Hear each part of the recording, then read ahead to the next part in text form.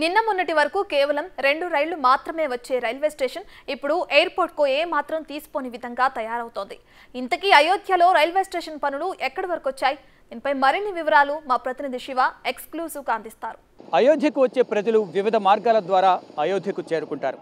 కొందరు బస్సుల ద్వారా, మరికొందరు రైళ్ల ద్వారా, ఇంకొందరు రీసెంట్గా ప్రధాని నరేంద్ర మోడీ ప్రారంభించిన అయోధ్య ఎయిర్పోర్ట్ ద్వారా అయోధ్యకు చేరుకుంటారు. ప్రజెంట్ మనం ప్రధాని నరేంద్ర మోడీ ప్రారంభించిన అయోధ్య ధామ్ రైల్వే స్టేషన్ జంక్షన్ వద్ద ఉన్నాం. గతంలో ఇది అత్యంత చిన్న రైల్వే స్టేషన్, 2 ప్లాట్ఫామ్లు మాత్రమే ఉండేవి. అతి తక్కువ సంఖ్యలోనే రైళ్ల రాకపోకలు జరుగుతూ ఉండేవి.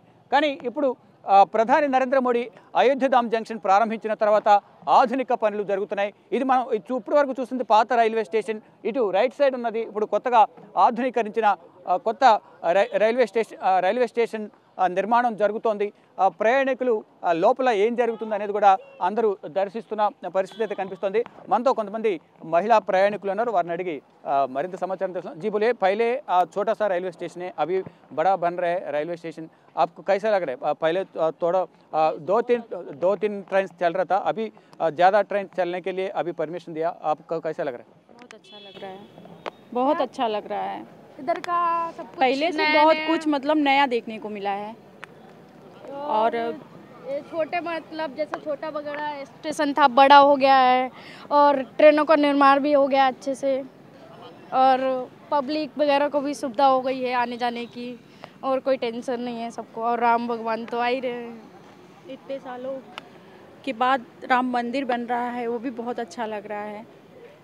हम लोग तो मतलब देखे ही नहीं थे, जाने ही नहीं थे, बाप दादा सब लोग ये लोग जानते थे, हम लोगों को तो कुछ पता ही नहीं था। अब मतलब पता चला है कि हाँ राम मंदिर बन रहा है। మొత్తంగా చూసుకుంటే ఈ ప్రజెంట్ మనం ఇప్పుడు రైట్ సైడ్లో చూస్తున్నది అయోధ్య ధామ్ జంక్షన్ అనేది. ఇది గతంలో ప్రజెంట్ ఉన్న రైల్వే స్టేషన్, ఇది చిన్న రైల్వే స్టేషన్. దాని తర్వాత అయోధ్య ధామ్ నూతన భవనాన్ని రైల్వే స్టేషన్ను అత్యాధునిక పద్ధతుల్లో దీన్ని నిర్మిస్తూ ఉన్నారు. మొత్తం ఇక్కడ ఏదైతే రైల్వే స్టేషన్లలో మొత్తం ఆధునిక పద్ధతుల్లో ఏదైతే ఇప్పుడు ప్రజెంట్ ఏదో రైల్వే స్టేషన్ మనం చూస్తున్నామో దీని అత్యాధునిక పద్ధతుల్లో ఇక్కడ నిర్మాణం అయితే జరుగుతోంది. ఎయిర్పోర్ట్లలో ఏ విధంగా అయితే ఏర్పాట్లు ఉంటాయో, ఏ విధంగా అయితే సదుపాయాలు ఉంటాయో అదేవిధంగా ఇక్కడ సదుపాయాలను కల్పిస్తూ ఉన్నారు. మొత్తం వివిధ సౌకర్యాలను అంటే రైల్వే స్టేషన్లో ప్రజెంట్ ఉన్న సౌకర్యాల కన్నా ఆధునిక సౌకర్యాలు ఎయిర్పోర్ట్లో ఏ విధంగా ఉంటాయో అన్ని విధాల ఆ సౌకర్యాలను ఇక్కడ కల్పిస్తున్నారు.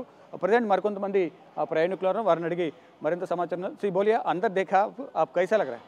बहुत बढ़िया लग रहा है, बहुत बढ़िया लग रहा है। ऐसा लग रहा है कि हम मंदिर में प्रवेश कर रहे हैं।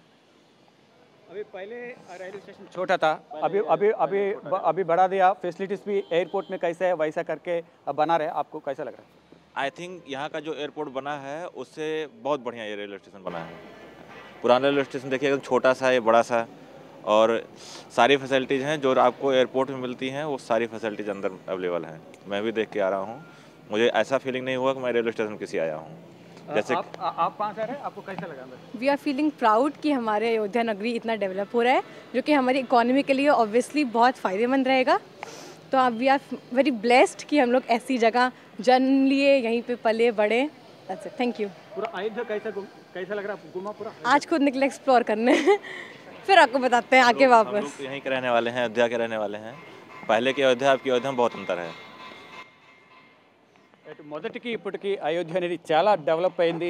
పాత రైల్వే స్టేషన్ ఇప్పుడు కొత్తగా ఏదైతే భవనం నిర్మాణం జరుగుతుందో అత్యాధునిక పద్ధతులు ఎప్పుడు కూడా మేము ఇటువంటి రైల్వే స్టేషన్ చూడలేదు.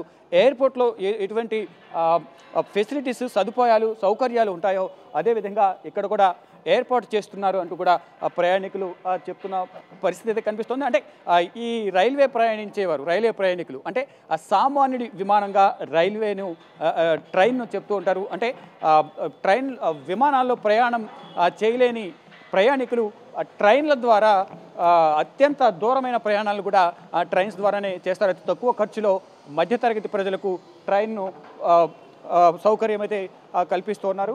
మొత్తం ఎక్కడికక్కడ మనం చూస్తున్నాం.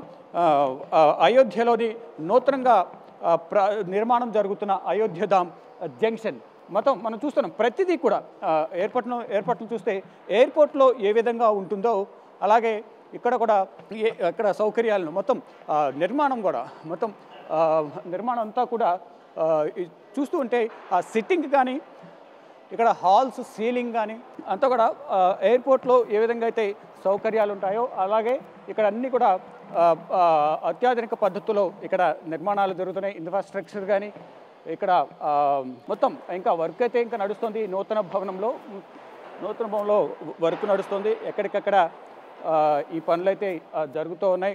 గతంలో చిన్న స్టేషన్ వల్ల అనేక ఇబ్బందులు ఎదుర్కొన్నామని, ట్రైన్స్ సరిగా వచ్చేవి కావు.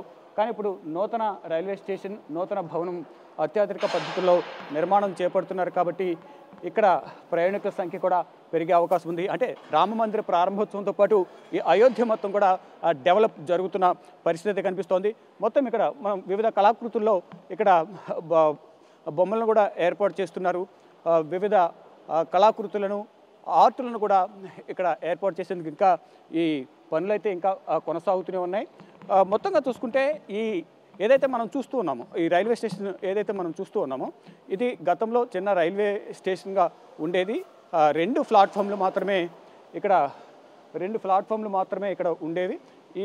ఇక్కడ రైళ్ల సంఖ్యను పెంచడం ద్వారా లక్షల సంఖ్యలో ప్రయాణికులు ప్రయాణం చేసే అవకాశం ఉంటుంది. ఈ రామ మందిరం దర్శనానికి కూడా ఎక్కువ సంఖ్యలో వచ్చే అవకాశం ఉంది. కాబట్టి ఇది మరికొన్ని రోజుల్లోనే ఈ నిర్మాణం పూర్తి చేసి ప్రయాణికులకు ఈ స్టేషన్ను అందుబాటులోకి తీసుకొచ్చేందుకు కూడా ప్రయత్నాలు అయితే కొనసాగుతున్నాయి.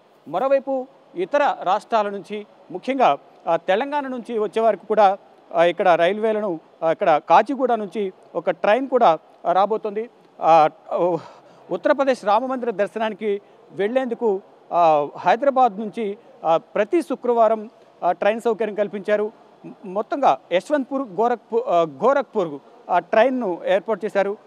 గురువారం రాత్రి 11:40 యశ్వంత్పూర్లో బయలుదేరి శుక్రవారం ఉదయం 10:40 కాచిగూడ రైల్వే స్టేషన్ చేరుతుంది. అక్కడ నుంచి 10:50 కాచిగూడలో బయలుదేరి కాజీపేట, బల్లార్షా, నాగపూర్, ఇటార్సీ, భోపాల్, ఝాన్సీ, కాన్పూర్, లక్నో మీదుగా శనివారం సాయంత్రం 4:25 అయోధ్యధామ్ రైల్వే స్టేషన్ చేరుకుంటారు.